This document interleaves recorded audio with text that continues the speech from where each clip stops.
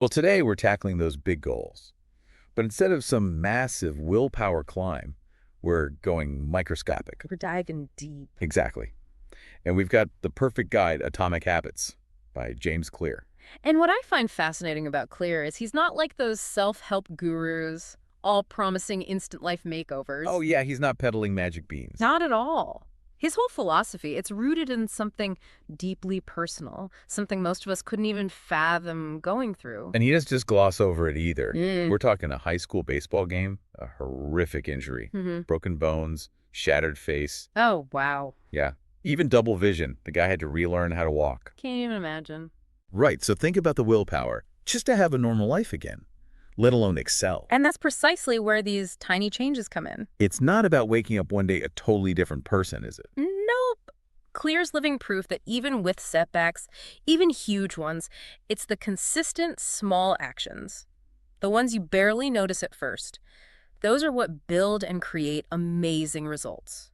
It's like he stumbled onto this whole habit thing organically, just by committing to writing a few articles each week. Here you go. Consistency. Those atomic efforts, as he calls them, that's what turned him into, well, the habit expert he is. So not some overnight guru, he lived it. Exactly. And that's what makes his approach so powerful. It's like compound interest, but for self-improvement. Instead of one massive deposit, it's those small, consistent ones. You got it.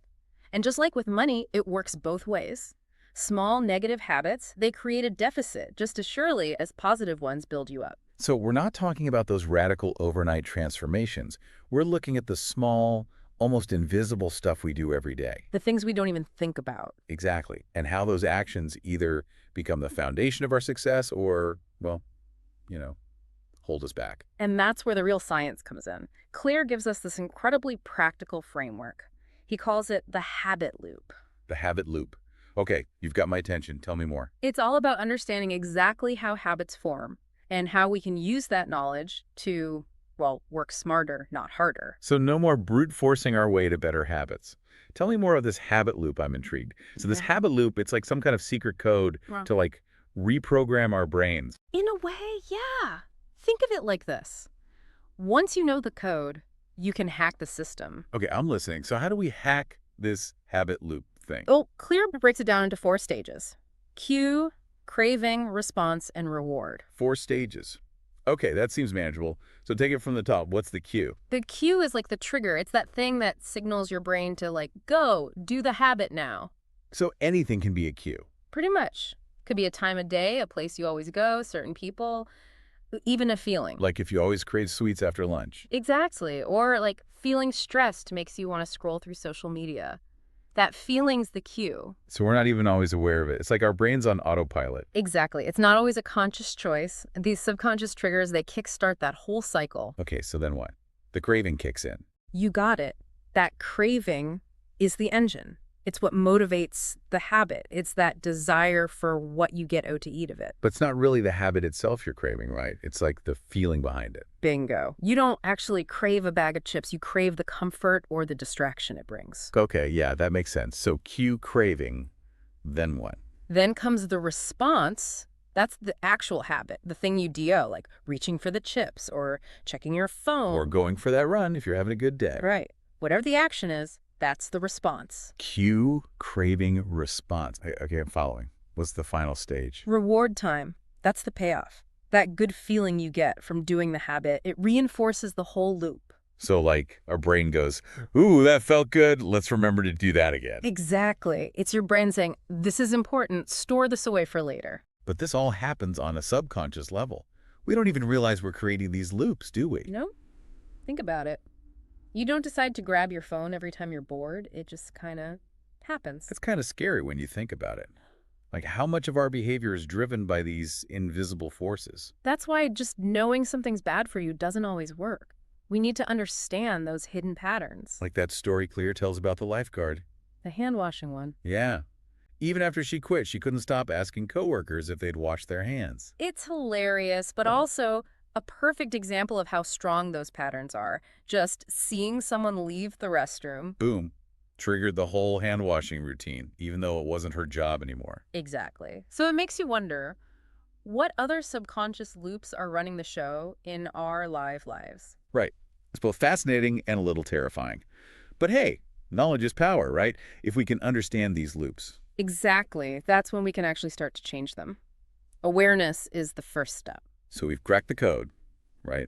We see how these habit loops, these subconscious patterns, they really run the show. But how do we actually break free? Especially the bad ones. Knowing all this, it doesn't magically boost our willpower, does it? You're preaching to the choir. Willpower alone. It's a recipe for, well, disappointment. And Clear knows this. That's where environment design comes in. Environment design. Sounds intriguing. What's that all about? It's about working smarter, not harder. Instead of battling your environment, you reshape it. Make good habits the path of least resistance. Like, if the junk food's not within arm's reach, you're less likely to eat it. Exactly. Clear talks about struggling to work from his couch. He knew he should be working, but the environment just screamed, relax. Oh, I feel that. Trying to write a report in bed. Recipe for a nap. Exactly. So he finally sets up a dedicated office space, and boom, productivity explodes. It's like that saying, out of sight, out of mind. But this time it's out of sight, out of habit. 100%.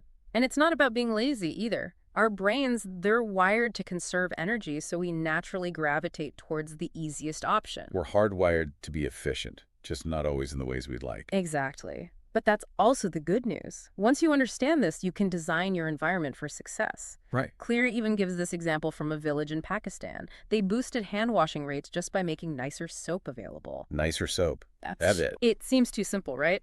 But that's the point. Remove the friction, the obstacles, and suddenly, good choices become the easy choices. And hey, we can even use technology to our advantage here. Oh, for sure. Automating those good choices. Like setting up automatic savings deductions. Exactly. Or using those website blockers. Keep you from getting lost in the social media void. Oh, tell me about it. Those infinite scroll holes are real productivity killers. But that's the double-edged sword, isn't it? Technology can be the architect of our worst habits, too. No doubt. Binge watching shows, endless scrolling, we've all been there. We've talked about cues, cravings, responses, rewards. But what about motivation? How do we actually stick with these tiny changes long enough to see those big results? Clear's got something for that too. He calls it the Goldilocks rule. Okay, now you're really speaking my language. Hit me with the Goldilocks rule. It's all about finding the sweet spot of challenge. Not too hard, not too easy. Because too easy, we get bored. Too hard, and it's like, why even bother? Exactly.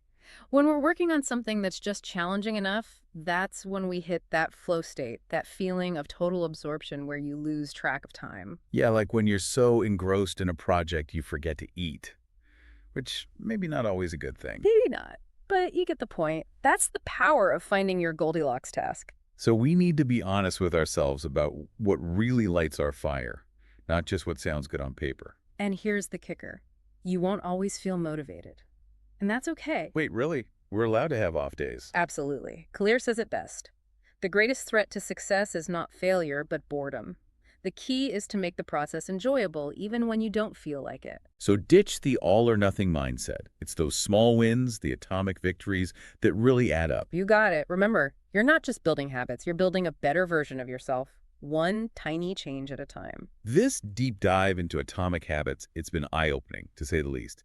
We've uncovered how our environment shapes our choices, how those tiny changes can snowball into remarkable results, and the power of finding that sweet spot of motivation. And we've learned that we don't have to be robots. Willpower alone isn't enough. It's about understanding our brains, designing our environments, and celebrating those small wins along the way. And as we wrap up this deep dive, here's a final thought from Clear Nuss to ponder. He talks a lot about shaping our physical and digital spaces. But what about our social circles? Those relationships, they have a huge impact on our habits, for better or worse. So as you go about your week, take a look around. Who are you surrounding yourself with? Are they lifting you up or holding you back? Something to think about on your own journey of building a better you. Until next time, keep those atomic changes coming.